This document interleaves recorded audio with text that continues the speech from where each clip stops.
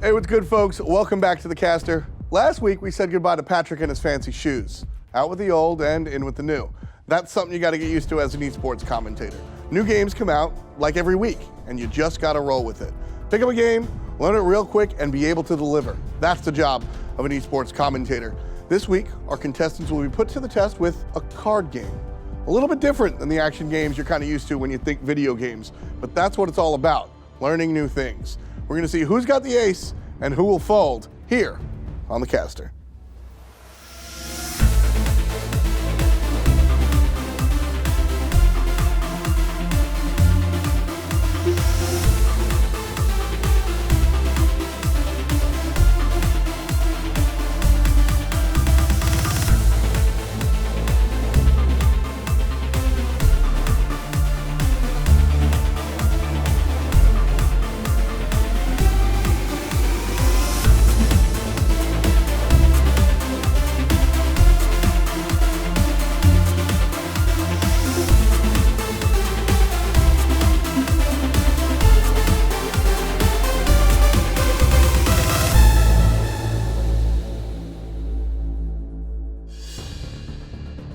What's good, and welcome to Battle and Brew. This is Atlanta's favorite nerd watering hole. We've got your next mini challenge up, and it's something different. And to introduce that to you, I got my man Adonis here. Hey contestants, welcome to the next challenge you're going to be undertaking, and that is the Hand of the Gods deck building challenge. You've already done challenges on the other titles Hi-Rez Studios presents, which is SMITE and Paladins. Our latest game, Hand of the Gods, though, it is a tactical card game, so it's going to be a little bit of mix-up, and you're going to have a different style for this. Today, you're going to be building a deck inside the game. I'm going to be judging you on two criterias. One, the quality of the deck. I hope you've come prepared and played a little bit of the game. And secondly, how well you can sell it to me. Those are two very important factors when casting in esports, and good luck to you all on it. All right, guys, we'll see if y'all have the tactics for it. Let's get building.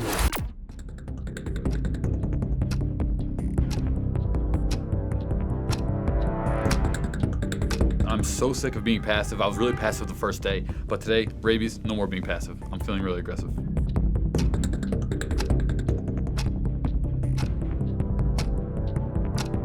I'm really trying to focus on just slowing things down. Like even now, I'm consciously thinking, keep it slow, keep it calm.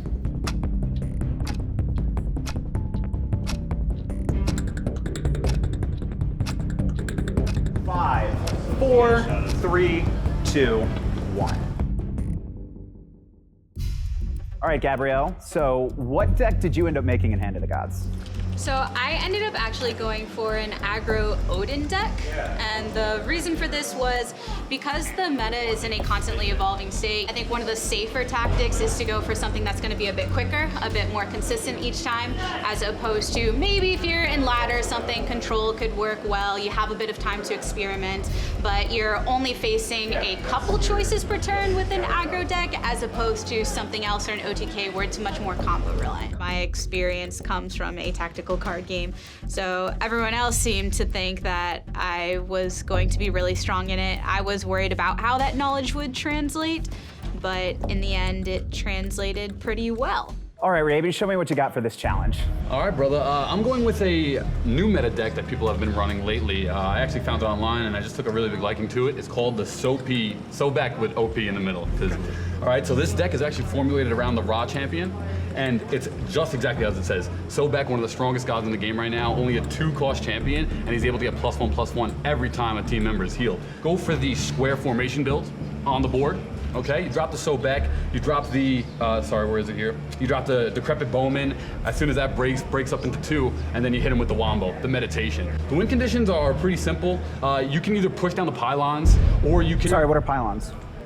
I'm sorry, the two, what do they call the two new, sorry, I call them pylons, the two new wards there. Summoning stones? Summoning stones. Thank you so much. The summoning stones. But you can either go for the summoning stones, but this deck also has a ton of clear. Come a long way since I last really took a good in-depth look at it, but I was able to pick up really quickly from where I'd last been in, and I think I came up with a pretty decent deck for it, so. All right, so again, I was looking around this Nox idea, having a look and seeing on ladder a lot of aggro. I've gone to try and get as much value, stall out, and then try and just sort of steamroll through the late game. Mercenary early along with Demoralize helps try and keep that just down a little bit as well, Psychons of Doom. Being able to just get that +1 helps trade up any of the minions that I do get on board early. It's trying to just hold on for that earlier point in the game. I see you went Rome. We've actually seen a couple Rome decks already. Why Rome over other Pantheons? What was your focus? Why was your emphasis on this style of deck? The main thing that I went to the Rome and I looked through a lot of the cards and I'd sort of been able to pick out this idea. I've seen a lot of potential with this deck, and so looking over it, another one I was going to go for was the Afterlife idea with Isis. Again, this same idea, get as much value as possible. You've got the 4 mana 0/1, when it dies, spawn a 5/5, get that back to your hand, play it again. Do you know what that card's called? I want to say it's a Tomb Warden or something along those lines. So you've got that coming in, and you really just want to try and get value. I've always been a value player when playing card games, so this to me feels like something that I'm more familiar and comfortable with trying to sell to. All right, thanks, Blur. You're welcome. You got a chance to take a look at everybody, how they stack up. I've got comments for 4 of the contestants here today. We're gonna start in the back with John. Your deck was terrible. It was terrible, but you were very quick to react when I asked you questions, no hesitation. You're able to defend your deck well. Blur, seems like you did a decent amount of research on the game. I could be wrong, or you're just very quick to intake the information.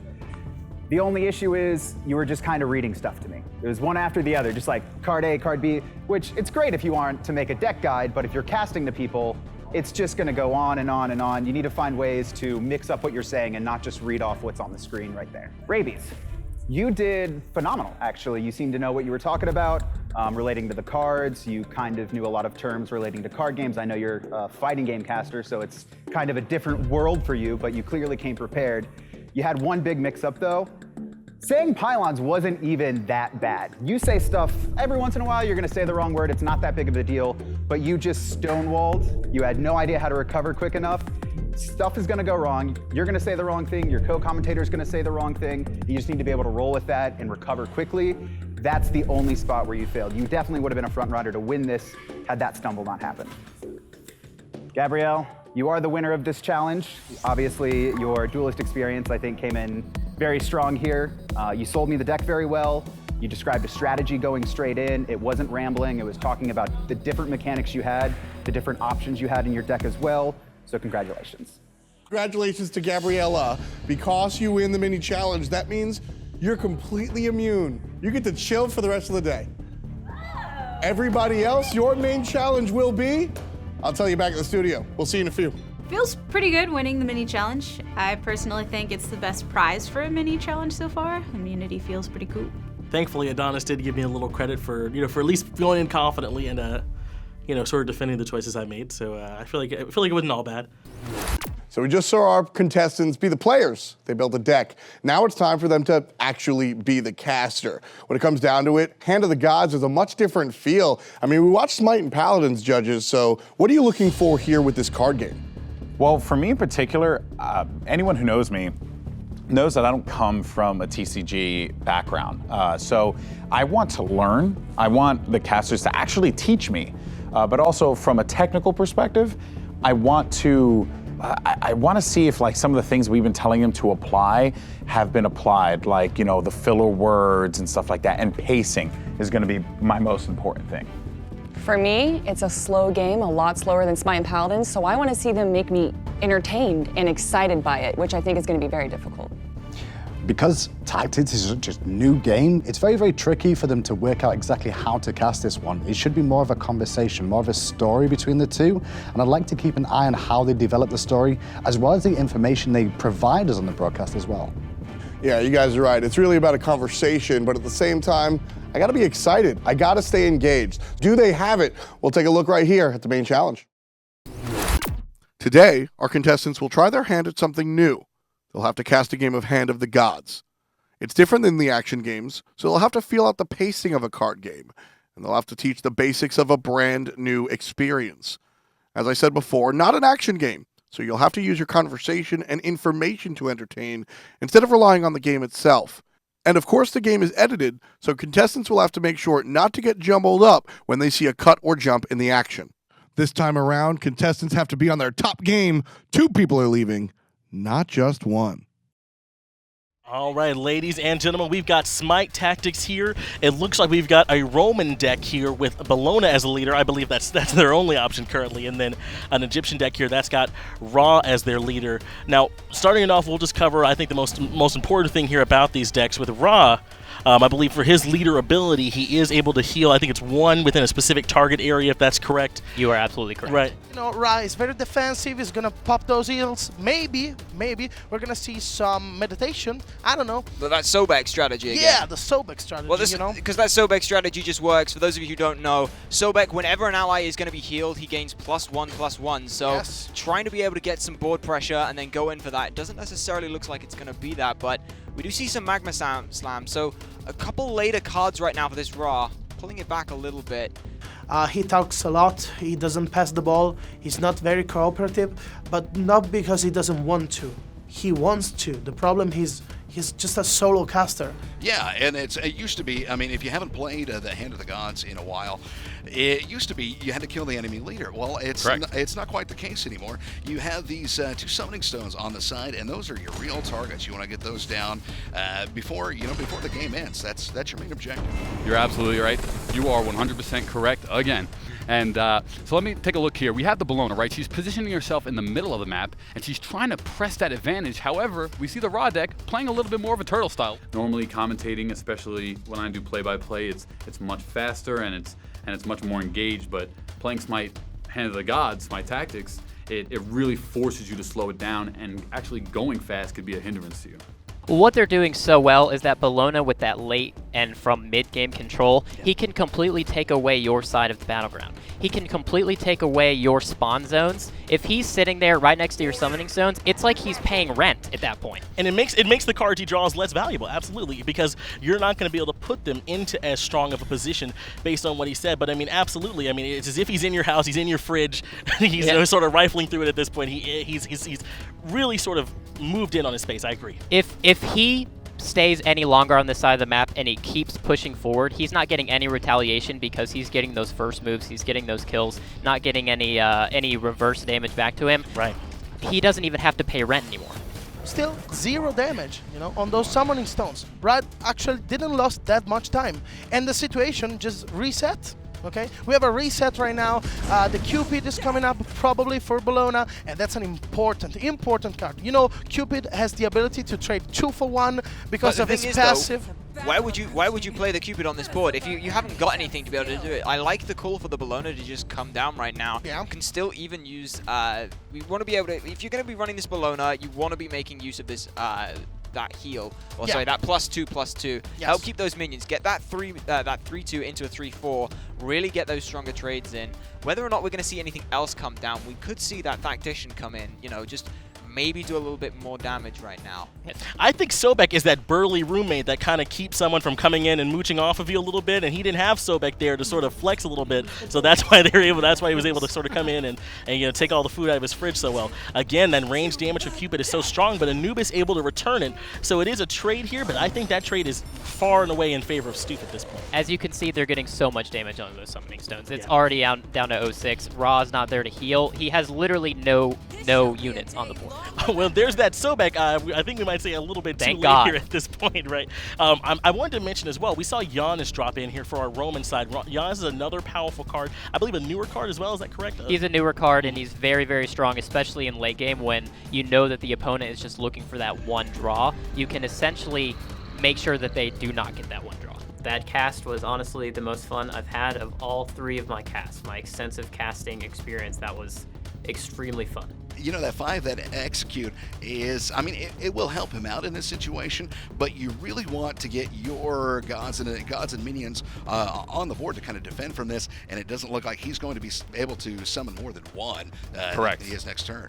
You are correct about that. Brilliant point. And once again, you know, let's say he executes a minion, right? Let's say he executes the highest minion, the 3 damage Roman guard there in the front.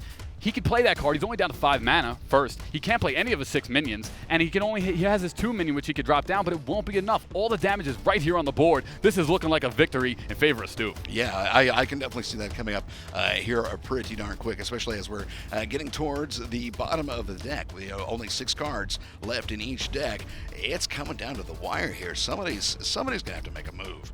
that's just not it. Right now, a little bit of protection on those summoning stones. Sobek is coming up, and Execute is still ready for, eventually maybe some Bellona's top deck, but yeah. Oh, Mercenary comes out. That is a lot of damage coming out. Mercenary Warcry gains +1/+1 for every other unit that I believe is around your hero leader or your war leader. So it's also got charge as well. So this is going to be probably the game swing right now. Honestly, he got a very, very bad hand to begin with. That Sobek, rough, yeah. It's very, very important to snowball that, but he did not have that mechanic, and that's honestly one of the most important raw mechanics in the I don't believe he had any gods in his opening hand, did he? I don't believe so. I don't know if you recall that early, but yeah, things look difficult. That bottom summoning stone has been taken care of here, and it looks like that is going to call it in favor of Stoof. And Bellona's passive is phenomenal, +2 health, and she can give that to any one of her minions. Yeah, +2 health to to all the minions that she's summoning that turn as they come in, and that will be game. That will be the game, and Stoof played it perfectly. He took the victory. Thank you for tuning in. He and I agreed that play-by-play was not going to be very, very important. It was going to be a lot of banter and conversation. I think that me having that chemistry with somebody is super, super important, and I think I did a great job. I know that I also think that he did a great job, so I think together we 100%. Went pretty good, I guess, but maybe this time is definitely it. I'm going into the chopping block and my heads will fall off. Well, after a long time, the judges have finally figured out who's going to be on top and the bottom. Let's say hi to our contestants.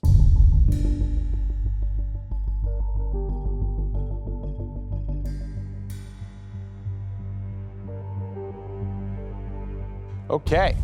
Merlo, step forward. Knowledge was on the weaker side again. It did feel a little bit weaker, and you tried to cover that with excitement and passion, which is the right sort of thing to do.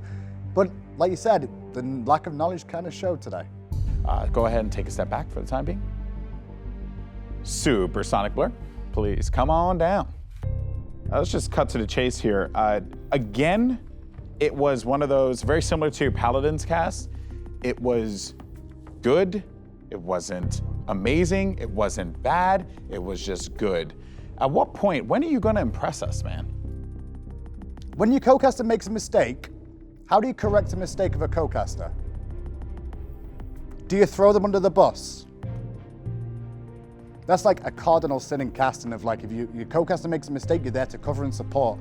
You are not there to rip them apart and make yourself look good in the process, because it shows that you've got more knowledge than him. It's almost boastful. It's not necessarily a good thing to have. I will say though that your knowledge in that game was fantastic. Very, very, very knowledgeable on the game, and that came off in the cast, and that was actually a huge positive for me. So take a step back if you don't mind. We got the legendary John Finch. You've never casted before, and for a guy who's never done it, and the way that you just blend with your co-caster is amazing. Like, that is just something you cannot teach. That is natural freaking ability. Like, I cannot praise you anymore for that. It's good. Feel free to take a step back. All right, top memer himself, Ron Jobbert, come on down. I'm gonna be very blunt with you, and I'm gonna tell you that one day, somehow, some way, I am going to commentate with you. I want to. You are a funny dude. You have like that personality. You have those moments of brilliance when you cast. And again, just to know that you've never commentated before, it's just something that blows my freaking mind. And yeah, one day you and I will work together. Take a step back. Thank you very much. Based on their constructive criticism and how positive they were to me, I'm just so happy right now. Ron the Dwarf, come on down. You weren't sure whether your knowledge was correct or not. And that showed throughout the broadcast consistently, because every time you were stuttering with the ers and ums, which you know yourself are not classic things to be using on a broadcast, you were using them as crutches because you were not sure and confident in what you were saying. The moments in the cast where you were definitely sure about what you were talking about were fantastic because you cleaned all that up and there was no ers, ums, and stutters. But the moments you weren't 100% sure about yourself is the exact moment where you struggled. Following that, what he said earlier about Ron Jobbert, me and you are definitely going to cast together at some point. Yeah. Because I think it'll be a really entertaining cast, and I'll actually look forward to doing that with you. Excellent. Take a step back. Okay, and last but certainly not least, Rabies, step up. I think I did really well. I slowed it down. The thing the judges keep talking to me about are my interjections and my rebuttal words. So I've been mixing them up. I'm trying to follow their education. It was a great open. You were calm, which I didn't know you could be. You were funny. You helped your teammate out a lot. The only issue that I had is that it kind of sounded like you weren't listening to your teammate. Anything that Rog said, you would say, totally agree with that, 100%, and then you wouldn't add anything to it. You also had hype, which no one else really brought. There were some people that would bring up a little bit more entertaining cast, but you were the only one that brought a level of hype, and it was an appropriate level of hype. I really like that. Thank you. I've been trying to really listen to what you guys say, hang on to every word. I want to improve. How much time did you put into Hand of Gods? That was my first ever game of Hand of Gods. But as far as playing? I played one game. What about research though? Research for the cards and things, because you clearly had research into that. Actually, I just watched. Sorry, I don't know the top SMITE. Deathwalker. Yeah, I watched his stream 10 minutes before we did the first challenge, and that was about it. Wait, are you serious? Would not have guessed that I've never at played all. my tactics before. That'd be more surprised. I was a top Yu-Gi-Oh player when I was 14, and before I started doing gaming, and that's kind of just where the TCG knowledge came from. All right, guys. So as you heard, we will be eliminating 2 people. Before we get into the eliminations, I kind of want to repeat what I said before. This competition did not expect, especially this round, did not expect it to be as close as it was. And I'm super impressed by everyone. Once again, I'm going to say this. I'm going to keep repeating it because I really do want to see fresh faces in the space. Please, whatever you do, to whoever stays, whoever goes, whatever the case may be, do not stop, because everyone here has ability and it is incredible. That being said, Ron and John, step forward. Gentlemen, one of you are the winner. And one of you is safe. So the winner is Ron Jobbert. There it is. John Finch, it was incredibly close. Yeah. And if we look at the first half of the game, it goes to Ron Jobbert. If we look at the second half of the game, it would have gone to you. You guys were both phenomenal, but Ron Jobbert had a little bit of an edge. Yeah. Okay, guys. All right. Will Rabies and Rog please step forward?